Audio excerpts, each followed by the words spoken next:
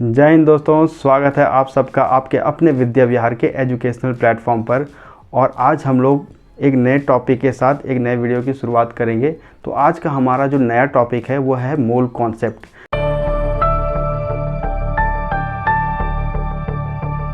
तो mole concept पढ़ने का ज़रूरत क्यों पड़ जा रहा है हमें, क्योंकि मोल कॉन्सेप्ट की अगर हम बात करते हैं तो केमिस्ट्री के अधिकतर जो न्यूमेरिकल्स रहते हैं उसमें मोल्स का यूज़ बार बार आ जाता है। तो बहुत दिक्कत ये होता है ना कि मोल अगर आपको निकालने नहीं आ रहा है तो आप न्यूमेरिकल नहीं कर पाते हैं। तो मोल निकालने के लिए हम लोग को कुछ बेसिक कॉन्सेप्ट जानना पड़ेगा। तो मोल कॉन्सेप्ट समझने से पहले आइए कुछ जान लेते हैं मॉलिक्यूलर मास के बारे में, क्योंकि अगर आपको मॉलिक्यूलर मास निकालने आ रहा है तो मोल से रिलेटेड सारा क्वेश्चन आपके लिए करना आसान हो जाता है।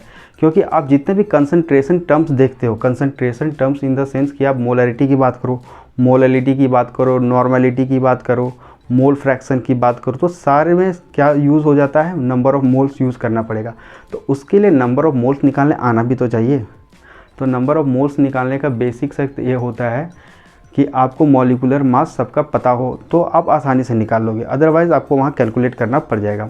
तो चलिए कर लेते हैं हम लोग मोल फ्रैक्शन से पहले हम लोग क्या करते रहते हैं, मॉलिक्यूलर वेट की बात करते हैं। तो जितने भी टोटल एलिमेंट्स हैं, अभी हमारे जितने भी टोटल एलिमेंट्स हैं कहाँ पे, एटमॉस्फेयर में जो पाए जाते हैं धरती पे, टोटल नोन अभी तक के हैं 118 एलिमेंट्स।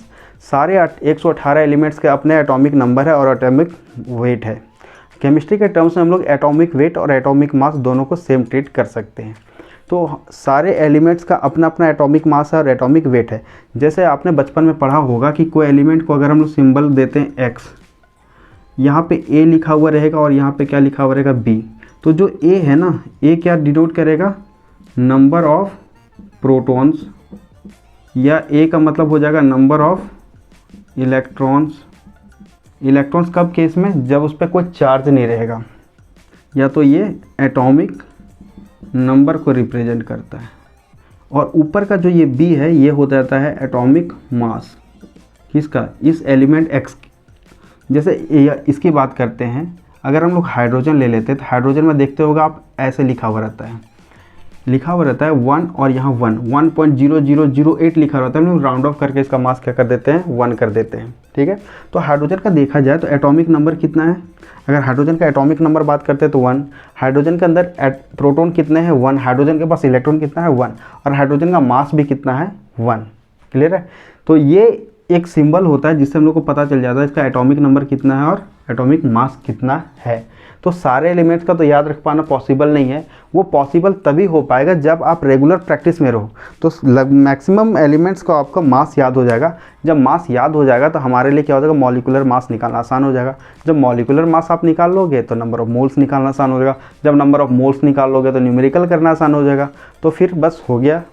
तो नंबर ऑफ, इतना जो लंबा प्रोसेस अभी बताएं, तो सबका शुरुआत कहाँ से हो रहा है, एटॉमिक मास से। तो एटॉमिक मास हम लोग को सबको जानना पड़ेगा। तो सारे एलिमेंट्स का ना सही, लेकिन कुछ एलिमेंट्स का तो याद रखना पड़ेगा। तो कुछ एलिमेंट्स का एटॉमिक मास हम लिखवा दे रहे हैं यहाँ पे। जैसे अगर हाइड्रोजन की बात करते हैं तो हाइड्रोजन का अभी बताया कि एटॉमिक मास कितना हो जाता है, यहाँ पे हम लिख दे रहे हैं atomic mass of elements. Hydrogen का कितना हो जाएगा, 1। अगर हीलियम की बात करते हैं तो 4। हीलियम की अगर बात करते हैं तो हीलियम को देखोगे आप पीरियोडिक टेबल में, हीलियम यहाँ 2 और यहाँ 4 लिखा हुआ रहेगा। ये एटॉमिक नंबर है और ये क्या है, एटॉमिक मास है। लिथियम की बात करते हैं तो लिथियम का हो जाता है 7। और सबके याद करने की ज़रूरत नहीं है। उसके बाद आप कार्बन का आपको बार बार ज़रूरत पड़ेगा, कार्बन का हो जाएगा 12। कार्बन की बात करते हैं तो नाइट्रोजन का हो जाता है 14। उसके बाद ऑक्सीजन का हो जाता है 16। फ्लोरीन का कभी कभी यूज़ हो जाएगा तो 19। फ्लोरीन के बाद सोडियम मिल जाएगा आपको मैक्सिमम टाइम्स, ये क्या हो जाएगा 23। सोडियम के बाद आपको मान लीजिए सल्फ़र मिल जाता है, सल्फ़र का किया जाएगा 32। अगर फॉस्फोरस मिल जा रहा है तो फॉस्फोरस का 31। सोडियम हो गया, सल्फ़र हो गया, फॉस्फोरस हो गया, पोटेशियम हो जाएगा तो 39। कैल्शियम हो जाता है तो 40 ग्राम। इसके अलावा अगर बात करते हैं और तो आयरन को Fe से डिनोट करते हैं, इसका हो जाता है 56। अगर जिंक की बात करते हैं तो जिंक का हो जाता है 65। कॉपर की बात करते हैं तो 63.5। हाइड्रोजन, तो ये सब कुछ एलिमेंट्स हैं जिसका मास आपको बार बार लिखना पड़ेगा। क्लोरीन है, क्लोरीन का हो जाएगा 35.5। ये क्लोरीन हो गया, ये फ्लोरीन हो गया, ये सब हेलोजन ग्रुप के आ जाते हैं ग्रुप 17 के पीरियोडिक टेबल में। तो ये सब का यूज़ आपको बार बार पड़ेगा। तो अगर कैल्शियम अगर देख रहे हैं, ये सब सारा का सारा यूज़ पड़ेगा। तो एक दो बार आप इसको देखोगे तो याद हो जाएगा। तो याद हो जाएगा। इसका यूज़ कहाँ करना है, तो इसका यूज़ हम लोग को करना है मॉलिक्यूलर वेट या मॉलिक्यूलर मास निकालने के लिए। तो जैसे कि हम बात करते हैं, हम लोग का अगर सबको पता हो कि अगर वाटर की बात करते हैं तो वाटर का मॉलिक्यूलर फार्मूला क्या होता है, H2O। मतलब 1 मोल वाटर की बात करते हैं तो उसका मास कितना हो जाएगा वो निकालने सीखते हैं। वाटर क्योंकि ये हमारे लिए डेली यूज़ का चीज़ है, इसके बिना तो रह भी नहीं पाएंगे। तो वाटर की बात करते हैं तो वाटर का फार्मूला हो जाता है H2O। तो यहाँ पे देखो अभी हम क्या लिखे थे, हाइड्रोजन का क्या लिखे हुए थे 1, ऑक्सीजन का कितना लिखे थे 16। तो हाइड्रोजन यहाँ पे कितना 2 है, 2 हाइड्रोजन है। एक हाइड्रोजन का वेट कितना होता है 1, ऑक्सीजन कितना यहाँ पे 1 है, एक ऑक्सीजन का हो जाएगा 16। दोनों को अगर हम सॉल्व करते हैं कितना आता है 18, इसको लिखते हैं 18 ग्राम पर मोल।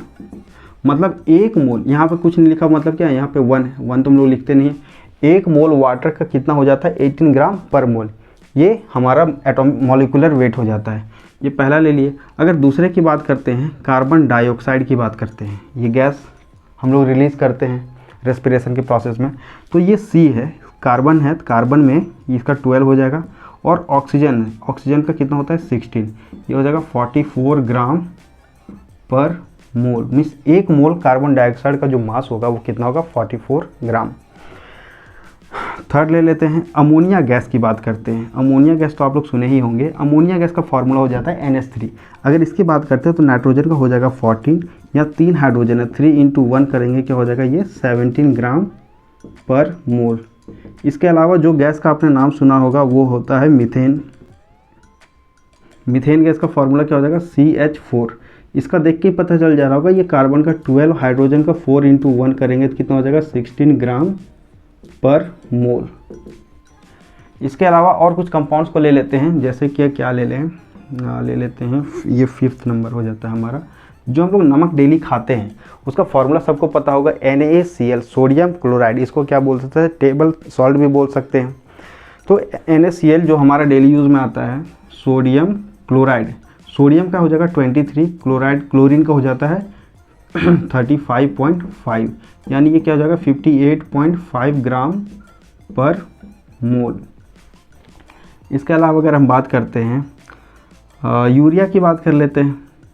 यूरिया, जो हम लोग यूरिया यूज़ करते हैं, तो यूरिया का फार्मूला हो जाता है NH2CONH2, ऐसे लिख सकते हैं। तो यहाँ पे देखो नाइट्रोजन 2 बार है।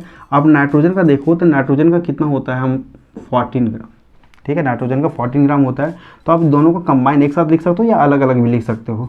तो यहाँ नाइट्रोजन का 14 हो गया, प्लस हाइड्रोजन का कितना है 2 × 1, प्लस कार्बन डाइऑक्साइड, कार्बन है, कार्बन का क्या होगा 12, ऑक्सीजन का 16, प्लस फिर से नाइट्रोजन 14, फिर प्लस हाइड्रोजन है, कितना बार है 2 बार। इसको सॉल्व करोगे तो आ जाएगा 60 ग्राम पर मोल। इसके बाद अगर हम सॉल्व करते हैं 7 नंबर, क्या ले लें, कैल्शियम कार्बोनेट CaCO3। कैल्शियम की बात करते हैं तो कैल्शियम का क्या हो जाएगा 40, कार्बन का 12, ऑक्सीजन यहाँ 3 है तो 3 × 16। तो इसको सॉल्व करोगे आप, आपका आ जाएगा 100 ग्राम पर मोल। कुछ एसिड का भी नाम ले लेते हैं, जैसे सल्फ्यूरिक एसिड, उसका फार्मूला हो जाता है H2SO4। H2SO4 अगर इसका मास निकालने के लिए दिया जाए तो यहाँ पे अभी अब साफ साफ पता चल जा रहा होगा कि हाइड्रोजन का कितना होता है 1, सल्फ़र का 32, मास की बात कर रहा हूँ, एटॉमिक नंबर की नहीं, तो मास की बात कर रहा हूँ तो 32, ऑक्सीजन का कितना हो जाता है 16। तो इसको अगर हम लोग सॉल्व करते हैं तो 98 आता है। चलिए करके देख लेते हैं। हाइड्रोजन 2 × 1 प्लस सल्फ़र का 32 प्लस ऑक्सीजन 4 × 16, H2SO4, ये 2 और प्लस 32 34, 34 और 64 98 ग्राम पर मोल। तो ये कुछ तरीका होता है कि इसका मॉलिक्यूलर वेट निकालने के लिए। तो यहाँ पे एक वर्ड हम बार बार लिख रहे हैं सब में, ग्राम पर मोल, ग्राम पर मोल, ग्राम पर मोल। इसका मतलब क्या होता है, 1 मोल का, mole is just a number, उसमें और कंफ्यूज करने की बात ही नहीं है। जैसे अगर आपको बोल दिया जाए 1 सेंचुरी, तो सेंचुरी जैसे सुनते आए हैं तो दिमाग में हमारा तुरंत एक नंबर स्ट्राइक करता है, दैट इज़ 100। अगर हम बोलते हैं 1 घंटा, 1 घंटे में कितना मिनट होता है, 60 मिनट्स। अगर हम बोलते हैं 1 दर्जन, 1 दर्जन में हमारे दिमाग में तुरंत एक नंबर आएगा 12, 1 डजन इज इक्वल टू 12।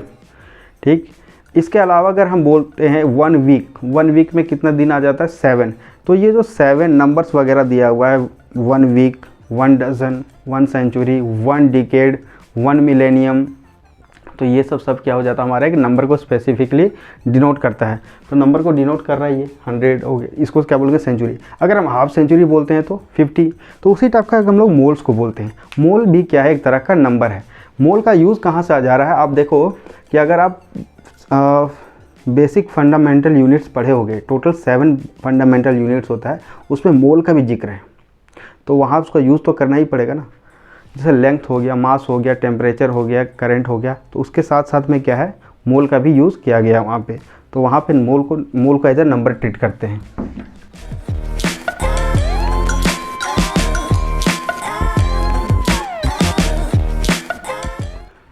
तो अभी जैसे एक एग्जांपल ले लेते हैं फिर से। अगर हम बात करते हैं CO2 का, तो इसका 1 मोल CO2 का मास कितना है, 44 ग्राम पर मोल। 2 मोल ले लेते हैं तो 44 इंटू 2 इंटू 44, दैट इज़ 88 ग्राम। ये चलता चला जाता है ना। तो ऐसे मोल निकालने का ये फार्मूला भी हम लोग डिराइव करेंगे। डिराइव करना नहीं है, बस आपको याद रखना है। फार्मूला बस क्या छोटा सा चीज़ है, आपको याद रखना है, हो जाएगा याद। तो मोल निकालने के बेसिकली 3 तरीके होते हैं जो आपको आना चाहिए। इसके अलावा भी मोल निकालने के बहुत सारे फार्मूले होते हैं। जैसे जैसे मोलारिटी, मोलालिटी, नॉर्मलिटी की तरफ बढ़ते चले जाएंगे, आप खुद से डिराइव कर लोगे कि मोल के और भी बहुत सारे फार्मूले आते जाते हैं। लेकिन उसके पहले जो बेसिक है, बेसिक हम लोग को 3 चीज़ जानना चाहिए, जैसे मोल हम लोग निकाल सकते हैं। तो चलिए मोल निकालने के लिए स्टार्ट करते हैं। तो मोल हम लोग बेसिकली 3 तरह से निकाल सकते हैं। तो मोल को हम लोग, मोल करने से पहले एक चीज़ समझ लेते हैं। अगर हम लोग बात करते हैं 1 दर्जन, 1 दर्जन, तो अगर हम यहाँ पे 1 2 3 4 5, तो 1 दर्जन के ये बराबर हुआ नहीं। जब तक हम 12 नहीं रखेंगे तब तक हम लोग इक्वल टू का साइन नहीं देंगे। 1 2 3 4 5 6 7 8 9 10 11 12, हाँ तब इसका इक्वल देंगे। 1 वीक की बात करते हैं, 1 वीक में कितना दिन होता है, 1 डे होगा नहीं, कितना होगा, 7 डे, तभी तो इक्वल टू, मतलब यहाँ इक्वल इसको दिखाएंगे ना। तो वैसे ही मोल, अगर 1 मोल पार्टिकल्स की बात करते हैं, या तो आप देख लो ये सॉलिड हो गया। सॉलिड में क्या रहता है, एटम्स क्या रहता है, क्लोजली पैक्ड रहता है। एटम्स क्या रहता है, क्लोजली पैक्ड। अगर 1 मोल की बात करते हैं ना, तो इसमें कितने सारे एटम्स होंगे, 1 मोल इलेक्ट्रॉन बोले या 1 मोल एटम्स बोले, 1 मोल पार्टिकल्स बोलते हैं, तो mole is just a number. अभी हम बताएं मोल क्या होता है, जस्ट अ नंबर। तो मोल किसके बराबर आता है, मोल का नंबर का वैल्यू क्या होता है, वो लिख लेते हैं हम लोग। तो एक साइंटिस्ट हुआ करते थे, उनका नाम था एवोगाड्रो। एवोगाड्रो ने एक एक्सपेरिमेंट किया, मतलब ये रफली समझने के लिए है कि वो जो मोल का वैल्यू इतना बड़ा आया कैसे। तो ये समझने के लिए एक छोटा सा मेरे तरफ से एक ट्रिक समझ लीजिए आप। तो क्या करते हैं, जैसे आप दुकान जाते होगे तो आप देखते होगे तराजू है, तराजू है। अगर आप कोई सा भी गैस ले लेते हैं, जैसे कि हम गैस या कोई भी एलिमेंट ले लेते हैं, तो कोई भी एलिमेंट में चलिए हम कार्बन लेकर रखते हैं, कार्बन C से डिनोट करते हैं। इसका मास अभी क्या बताते हैं, 12 ग्राम 1 मोल का, 12 ग्राम पर मोल। तो इधर क्या करते हैं, कार्बन का हम लोग क्या रख लेते हैं, 1 मोल कार्बन रख लेते हैं, मीन्स 12 ग्राम कार्बन रख लिए, ठीक है। अब आप देखते हो कि सॉलिड लिक्विड गैसेस में पार्टिकल्स एटम्स क्या रहते हैं, सॉलिड में क्लोजली पैक्ड रहते हैं, लिक्विड में थोड़ा सा लूज होते हैं, गैसेस में एकदम आज़ाद घूमते हैं।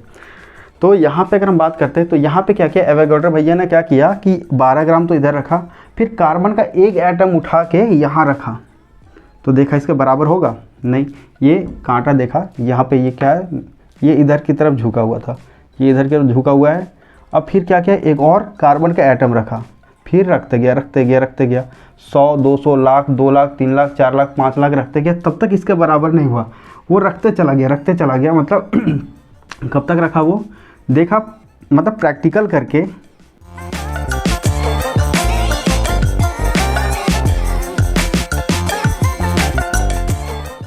इतना बड़ा नंबर, इतना पार्टिकल्स अगर वो पूरा रख दे रहा था, पूरा यहाँ रख दिया, तब देखा कि ये दोनों क्या हो जा रहा है, बैलेंस हो जा रहा है।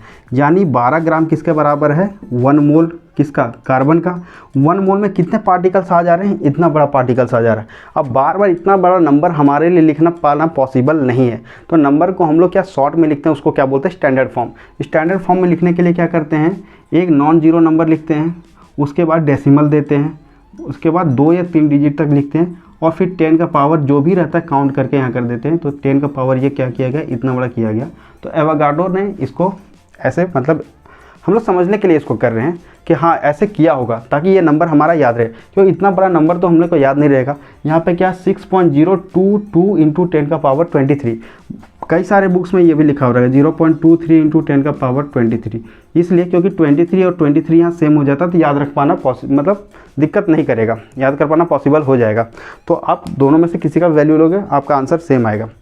सेम क्या केमिस्ट्री हो गया, तो इसमें जब भी मोल फ्रैक्शन का वैल्यू लोगे ना, तो मोल फ्रैक्शन में क्या होता है, आंसर अप्रॉक्स में आएगा, पॉइंट का हल्का सा डिफरेंस रहेगा, वो कोई मैटर नहीं करता है। तो ये समझ में आ गया, 1 मोल किसके बराबर होता है, इतना बड़ा नंबर को। इतना बड़ा नंबर को हम लोग स्टैंडर्ड फॉर्म में लिखते हैं, तो ऐसे लिखते हैं। तो ये मोल हो गया, जैसे सेंचुरी मतलब 100, तो 1 मोल आएगा, दिमाग में तुरंत ये आ जाना चाहिए। 2-4 बार देखोगे तो ये कौन दिया था, एवोगाड्रो दिया था, इसलिए इसको क्या बोला जाता है, एवोगाड्रोस नंबर। एवोगाड्रोस नंबर ये नंबर है, कौन दिया था, एवोगाड्रो, इसलिए सफिक्स में ए लिखते हैं छोटा सा। तो Na का वैल्यू कितना हो गया, इतना हो जाता है। इतना तो समझ में आ गया, मतलब हम लोग यहाँ लिख लेते हैं Na मेरा क्या है 6.022 या 23। आप इसको पार्टिकल्स भी लिख सकते हो, एटम्स भी लिख सकते हो, या कोई एंटिटीज़ भी लिख सकते हो, एंटिटीज़। जो क्वेश्चन में प्रोवाइडेड है उसी हिसाब से हम लोग काम करेंगे। ठीक, अब आगे बढ़ते हैं। अब आते हैं वापस से मोल निकालने के तरीके पे। मोल को कैलकुलेट करने का बेसिकली 3 टाइप्स होता है, अभी थोड़ी देर पहले हम बताए थे। मोल को कैलकुलेट करने का 3 टाइप होता है।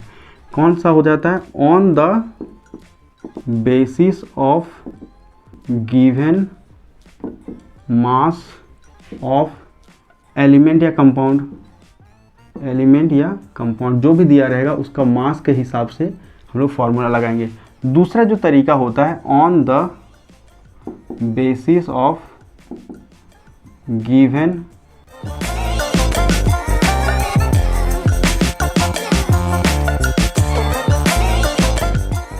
हम लोग क्या देखते हैं, क्वेश्चन किस बेसिस पे दिया है। अगर ऑन द गिवन मास, कोई भी कंपाउंड या एलिमेंट का मास दिया, उस हिसाब से हम लोग मोल निकालते हैं। दूसरा कंडीशन ये हो सकता है कि गिवन नंबर ऑफ पार्टिकल्स, कि कितना सारा पार्टिकल्स दिया हुआ है, उसके कंडीशन में निकाल सकते हैं। और थर्ड हो जाता है हमारा volume of gas at STP. ये सिर्फ गैसेस के लिए होता है स्पेसिफिकली। एसटीपी का मतलब होता है स्टैंडर्ड टेम्परेचर एंड प्रेशर।